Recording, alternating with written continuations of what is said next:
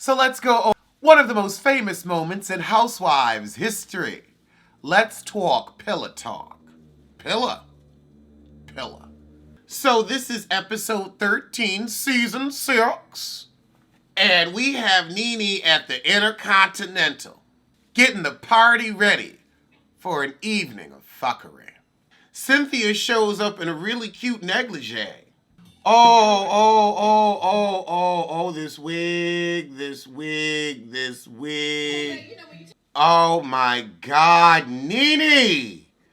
This lace, what the fuck, chia? Bum bum bum, chia. It is a chia Jesus. Oh my God. This shit is giving me the willies. What the fuck, what the fuck?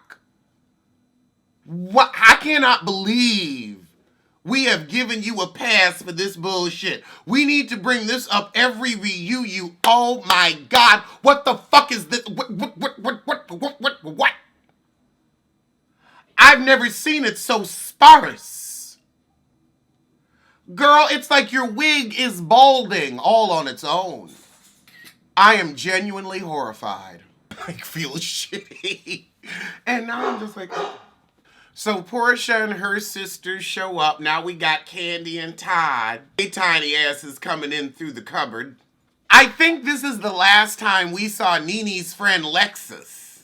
And now we have Chris, that R&B singer that looks a little cracky, and his common law wife, Natalie. I think we got Minicue on the way too. Minicue. Okay, they had models that would supposedly be serving people, but they had one scene and we never saw them again. And child, the way Nene was bouncing around the room in that odd ass can we talk about Nene's odd ass outfit? What the fuck was she wearing? And I mean, she was, Candy said it best, geeked up. She kept flouncing back and forth around the room. I mean, she could not sit down or sit still. A jittery tea, a doll's tea. I guess it was supposed to be like hearts, but it looks like lungs. I put it up, but it got too much cleavage, and you know how YouTube be. And I can't call it a negligee, but whoever made it, it was very negligent, the effort that they put in. I would also say neglected. The garment looks like they neglected to finish it, but But I can't call it a negligee. Not a negligee. And then that Technicolor Dreamcoat skirt with all those fabric strips and frills look like something out of The Wiz. Don't nobody bring her no bad news. So now Nene is pissed that Kenya is very, very, very late and hasn't texted nobody. So as Nene struts around the room, she's still pissed that Kenya isn't there. Y'all are already playing the game. You're 4 questions in. Now, the 4th question is when the shades start. The question is, would you be okay if your lover was bisexual? And Nene says, Portia, I think this is something you can answer. After all, you were with Booty Toot Stewart. And Portia says, I wouldn't want my man to be bisexual or heterosexual. When you're with me, you need to be Portia-sexual. Okay, and now with a loud knock on the door, Kenya and Brandon come in and Nene slams the door on him. You're very late. You didn't message me. You always say you're upset when people do this. Now you've done it to me. Why couldn't I get a text? Why couldn't I get a call? I don't care if you had to pick him up from the airport. Yeah, I don't know what Nene was on, but it was definitely one. I just don't understand why Nene is so damn mad. Also, Phaedra calling her Kenya Moore whore is not a read. It's not a read. It's not a read. And quiet as it's kept, I don't know who you calling a hoe, head doctor. So now the men start talking about the strip club and looking at other women. And this is when we find out Apollo getting $8,000 and $10,000 blowing it at the strip club. And it's like, well, where the fuck is that money coming from? VIN numbers. That's where. VIN numbers. And fraud. Todd really does look like a toddler on this damn furniture.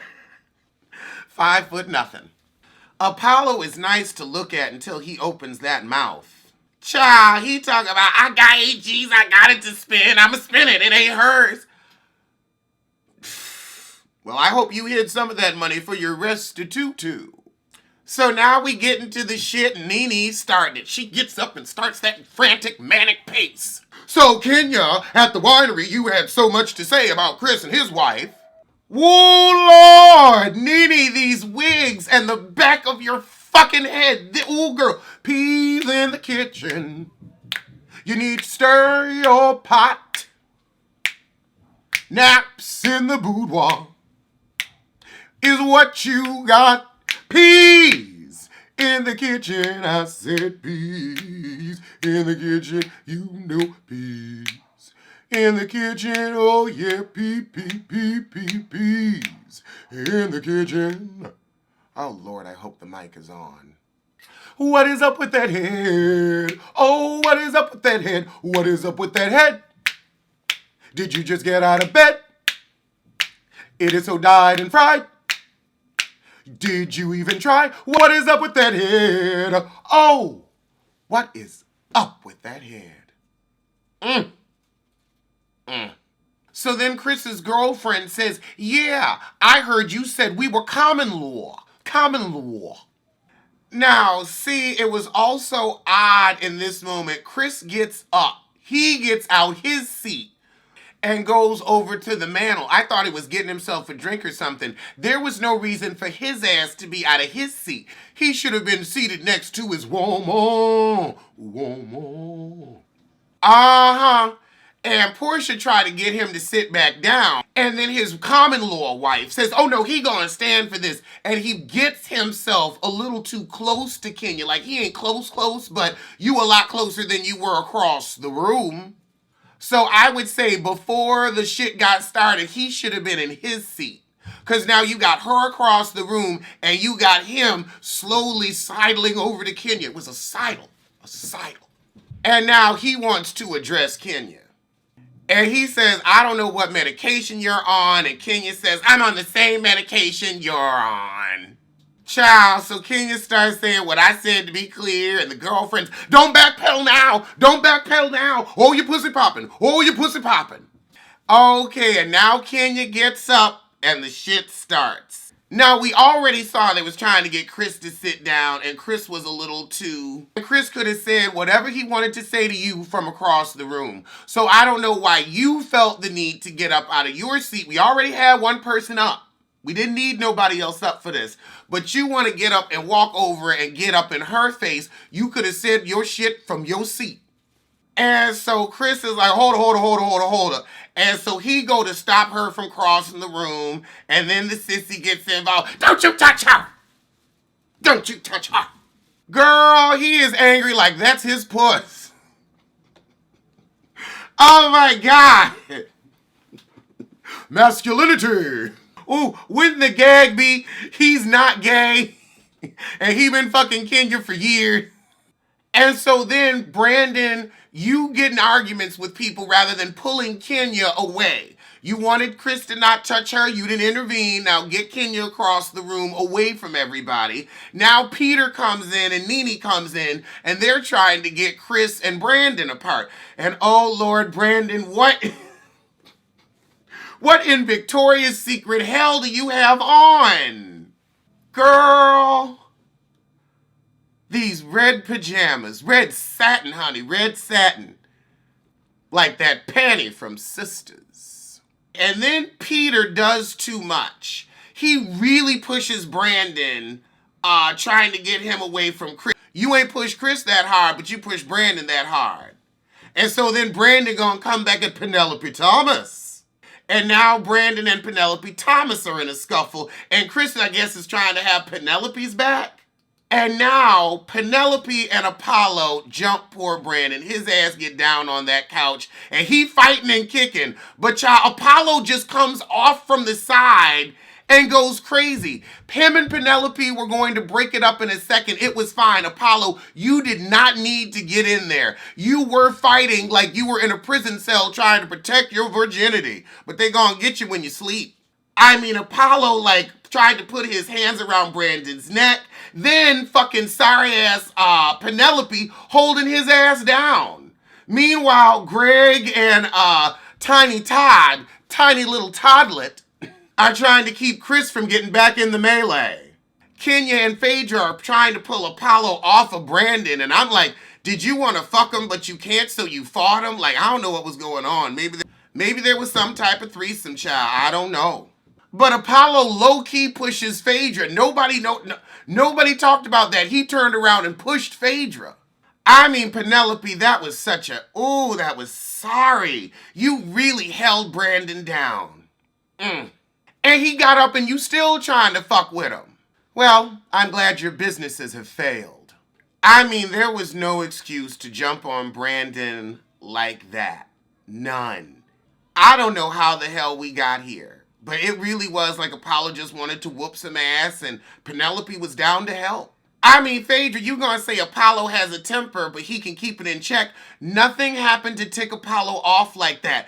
Penelope Thomas was in nobody's grave danger. He was sitting down like he literally jumped up to jump in the fight. That ain't anger, boo. Ain't nobody piss him off. Okay, now we got Nene screaming at Kenya, you got up out your seat! You got up out your... Okay, you know, I agree. She did not need to get up out her seat. But you need to have that energy for Chris, who was already up and across the room and trying to have a moment. Oh, he gonna stand for this. No, he should have been across the room and seated. If you want to jump up and down screaming about she shouldn't have gotten out her seat, then he shouldn't have gotten out of his. Because if his ass had been across the room where the fuck he was supposed to be, it wouldn't have been no charge because he would have been right next to her. She wouldn't have walked across and tried to get up in her face. It would have been fine. So his ass was actually the catalyst. Because remember, his ass got up and did that sidle over to Kenya. Then Apollo gonna try to say, he hit me in my eye. Why were you in the fight? Why were you on the side? Greg was on the side. Minacue and her man stayed the fuck out of it. Nene's friend stayed out of it. Why did you feel the need to jump in it? Penelope had that shit on lock. Honey, I ain't buying that. You just wanted to brawl. Child, Apollo tried to charge across the room again. This is back when Sissy motherfucking King was on the production team. I'm so sick of Nene screaming about this out your seat, but you ain't said shit when she let Chris stand for that one. You ain't say shit about him getting in his seat. Why didn't you tell him to get in his seat? None of this shit would have happened. You just want to blame Kenya. I mean, she ain't shit, but he got up first. Oh, God. Kenya said, your hands aren't clean. They're full of grease. Random. Lord Apollo charging across the room again. We're on episode 15 now. Because, you know, this fight was a two-parter. He was still going for another piece of Brandon's pussy. So they finally get Brandon and Apollo out of the building. Portia and her sister are like, look, we getting the fuck out of Dodge. I'm sorry, Portia, but your ass gets in fights like every other day.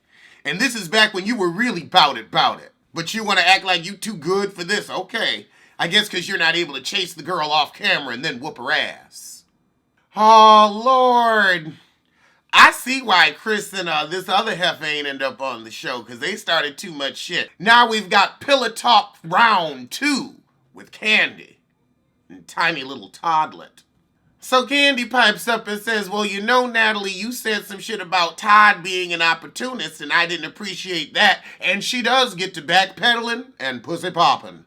So now Candy and Cynthia get in it because Cynthia was like, oh, well, it wasn't really brought that way. And I was asking because I was concerned. And now Cynthia starts talking with her hands, so Candy starts talking with hers. So while Cynthia's trying to defend herself and the whole picture, I was giving you the whole picture. So take from it what you want to take from it. Then we see Magica Duck, Mallory, Cynthia's sister, sidle in and pull Cynthia to the side. It's those sidles. You got to watch out for the sidles. Oh, God. Now Peter come up, and he starts talking to Candy and Todd. Now, I don't know what everybody is on, because Candy and Todd are like, you know what? He came up. That's fine. He's an opportunist. He won. And then Peter says, y'all are acting real funny. And then Candy says, what? And it's like... It's like he cussed y'all out or something. Like, I don't, okay. Like, I didn't think that was that big of an insult. And then she says Peter starts bucking up his chest at her like he was going to do something. No, he wasn't. He wasn't at all. I don't see it. Oh, but now you see Magica Duck. She's sidling in. She's sidling in from the back. I guess Peter's pretty drunk because then he tells Todd, you know the rules. You know the rules. Then there's a shove.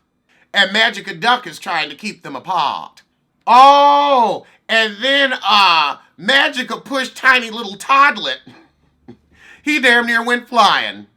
And so you couldn't really see Magica push Candy, but I guess she pushed Candy, gave her one of those. Child, Candy was furious. Girl, them little toddlers having a tantrum. I can't. I will drag you in this bitch. And of course, fake ass Phaedra run over to try to comfort Candy. All she doing is finding out your information to fuck you over later. Child, that little push Candy got her choked up in the back room. Meanwhile, the men squash all the beef. Child, Candy comes out on 1,000, and she's still pissed with Peter.